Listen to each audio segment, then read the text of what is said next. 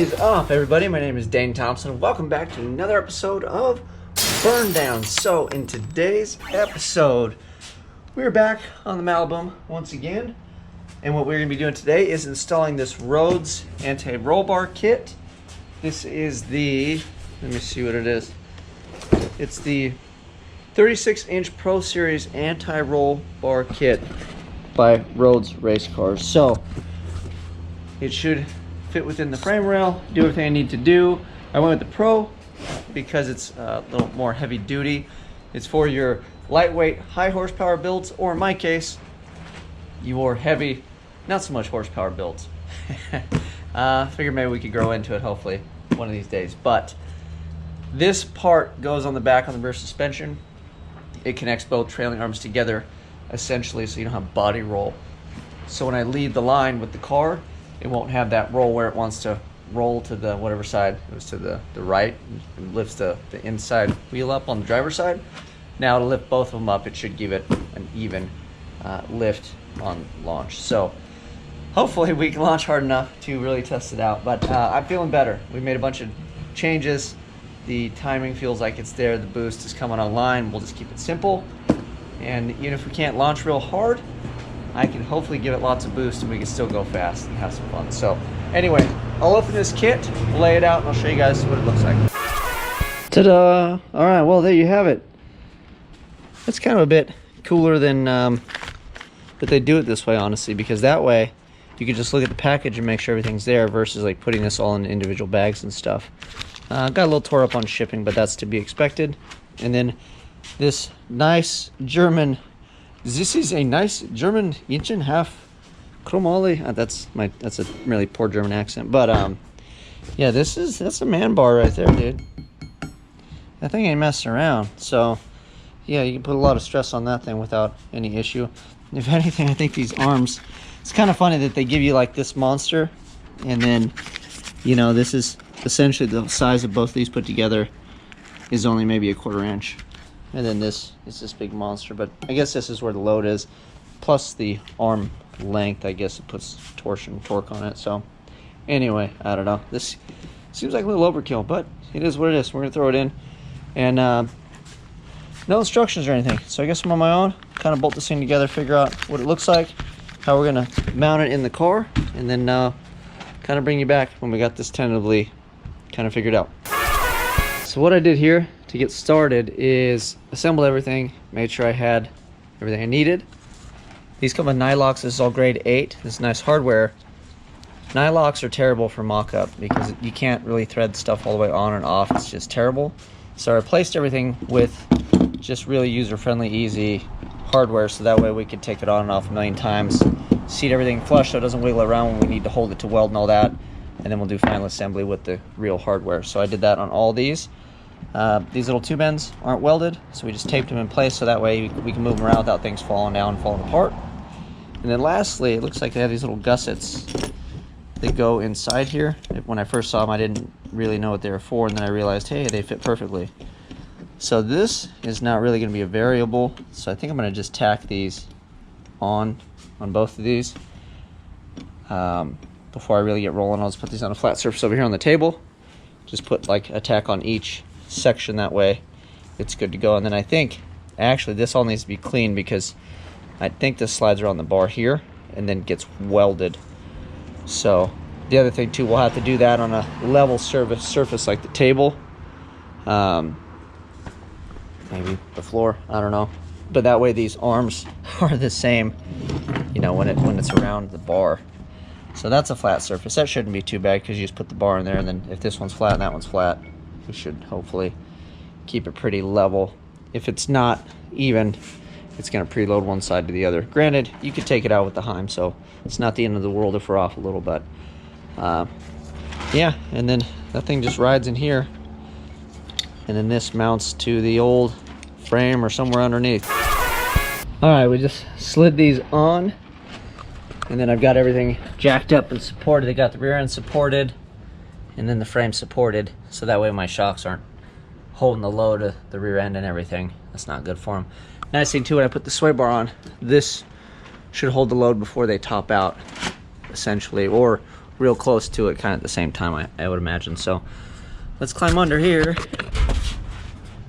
This is the width of my bar.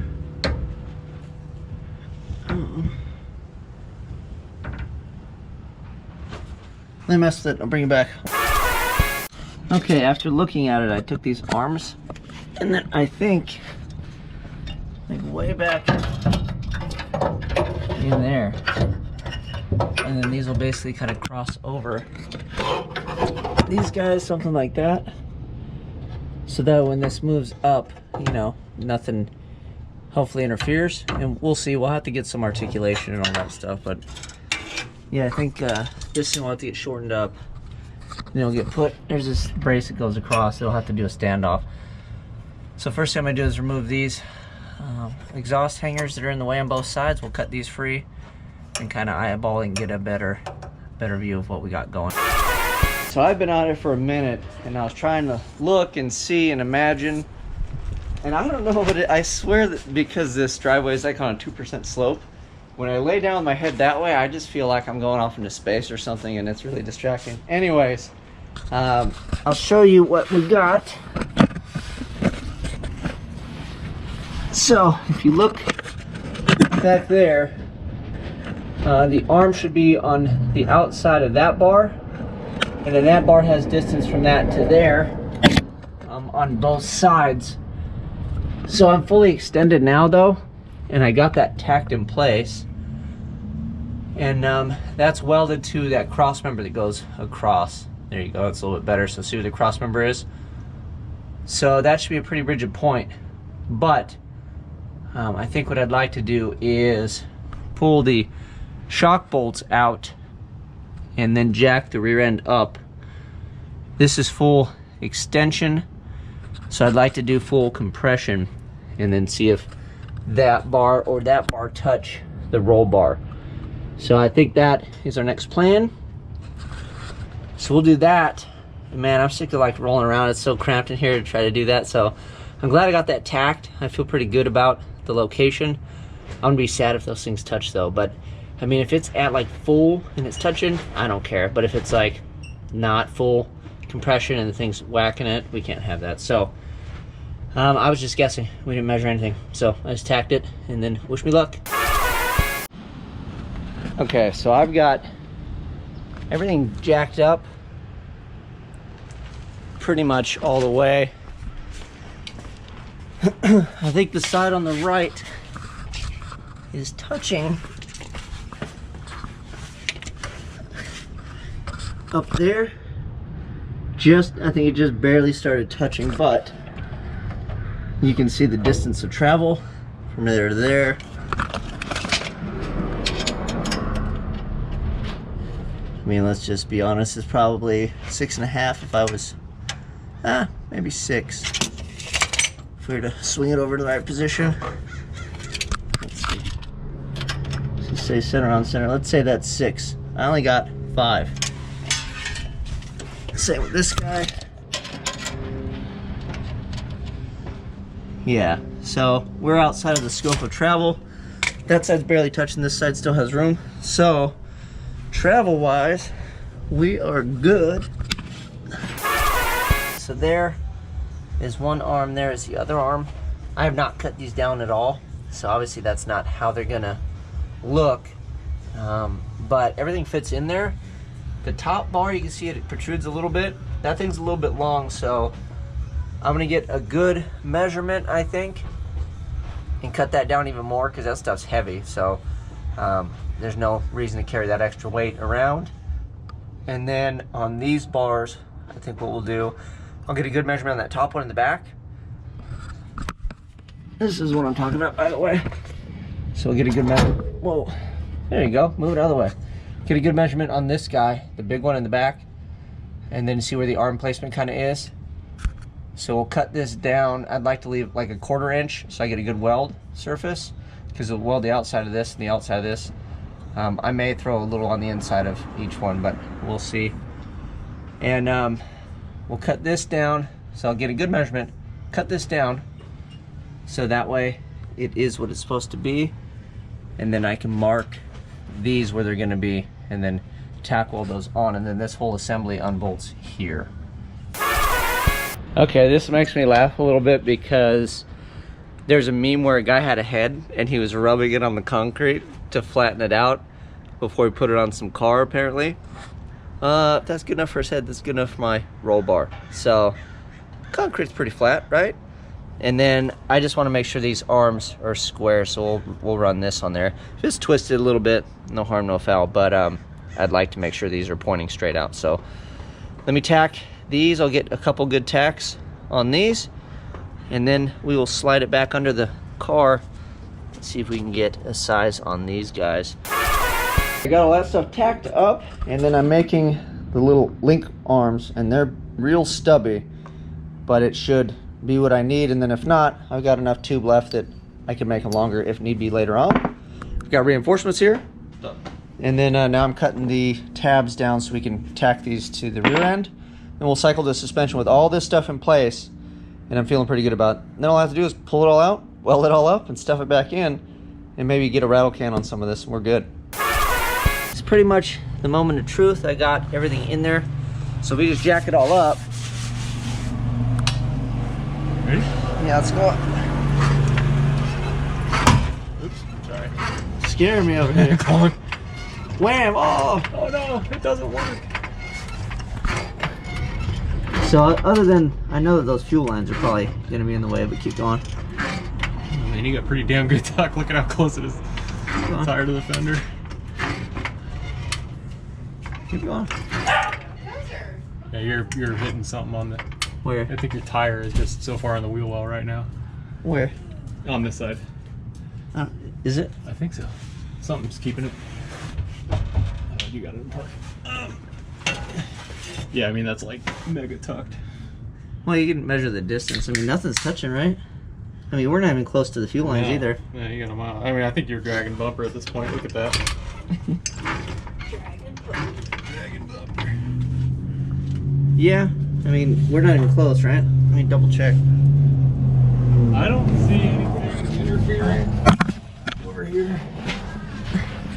Yeah, no, dude, I still got those fuel lines. Nope, I still got plenty of room. You're looking good, dude. Yeah, then we've got our travel here.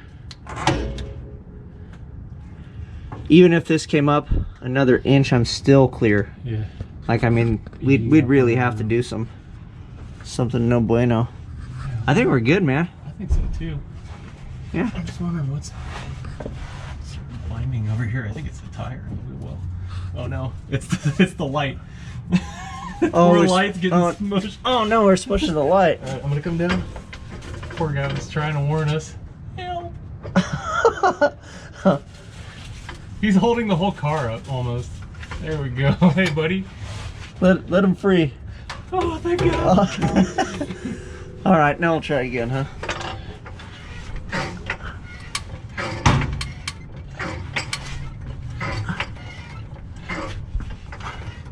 I'm about to come off the rear here. Oh, no, don't do that. Okay, I'm gonna let it down again. No, you're good. You still got a couple inches. I mean the jack. Yeah, I know. Go up a little. Go for it. Yeah. Oh. That's probably good, dude. Okay. That's on the edge. But yeah, look at all that travel. Yeah. Like it's still not touching. It's damn close. Come outside and look at the car. If you're tucking this hard. I can just scoot this one over. Yeah, I'll just have to scoot the big one over a little bit. It's not even touching this one. And just that big one's got to move a little. And this side. Yeah, you got plenty of room over here. Yeah, everything's over there. But yeah, look at that travel on that side. I mean, that's a lot. Yeah. I don't think the shocks even have that much. Tell you the truth, I don't think it has this much. It's only a little over 5. Yeah, that's pretty close right there. So I'll just scoot that over a little bit, but that's neither here nor there. Okay. So we're good. All right, so we are pretty much done. Everything clears. Now I just have to take it all back out, weld it all back up, and then put it back in. So that is that. You probably can't even see me at this point, but we're gonna be out tomorrow night, hopefully racing. Well, test and tune. I race people. Reed likes to test and tune. So we'll make that clear. And then that's pretty much it. So you guys, you know what to do. Like, subscribe, share. I'm out.